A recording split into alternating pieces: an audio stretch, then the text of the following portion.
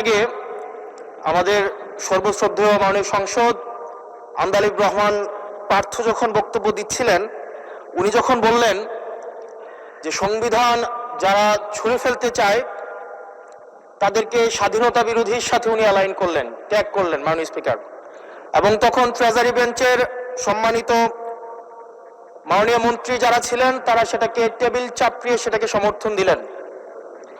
মাননীয় স্পিকার, গণতন্ত্রের জন্য যিনি আপোষহীন লড়াই করে গিয়েছেন বেগম জিয়া, উনি বলেছিলেন যেদিন জনতার সরকার প্রতিষ্ঠিত হবে, যেদিন এই পার্লামেন্ট জনতার সরকারের কাছে যাবে, এদিন এই সংবিধানকে ছুঁড়ে ফেলা হবে।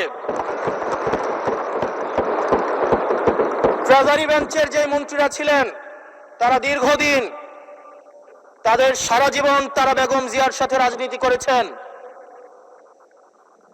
এই সংবিধান ছুঁড়ে ফেলার সাথে স্বাধীনতা যুদ্ধাপরাধীর অ্যালাইন করার যেটার হাততালি তারা দিয়েছেন, সেটির মধ্য দিয়ে বেগম জিয়াকে তারা মূলত হচ্ছে অপমান করেছেন কিনা তারা সেটা ভেবে দেখবেন। মাননীয় স্পিকার, আমি বক্তব্য দেওয়ার জন্য অনেক কিছু রেডি করে নিয়ে এসেছিলাম। আমরা আইনমন্ত্রী বলেছেন রুশু পড়ার জন্য, তারপরে হচ্ছে হজ পড়ার জন্য, মদিনা সনদ পড়ার জন্য পড়েছিলাম, কিন্তু আন্দালিব রহমান পার্থ সাহেব যে বক্তব্য দিয়েছেন, আমরা ক্লাস 8-9-এ যে ডিবেট করতাম সেটি রিভার্টাল দিলে 20 মিনিট সময় লাগবে। মাননীয় স্পিকার, আমি ওনার বক্তব্যের রিভার্টাল দিচ্ছি।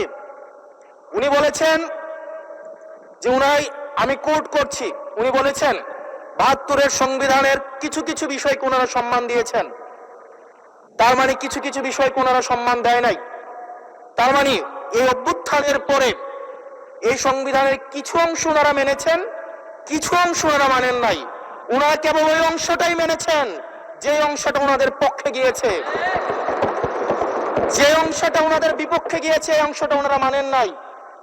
মাননীয় স্পিকার, এই ধরনের প্রকৃতি সম্পন্ন যারা আছে বাংলাদেশের পার্লামেন্ট যারা দেখছেন তারা সিদ্ধান্ত নেবেন।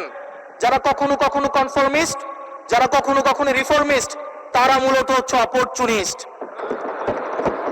এখন আমি সংবিধানের কিছু কিছু ধারা মানবো, কিছু কিছু ধারা মানবো না। আমি কখনো কখনো সাংবিধানিক, কখনো কখনো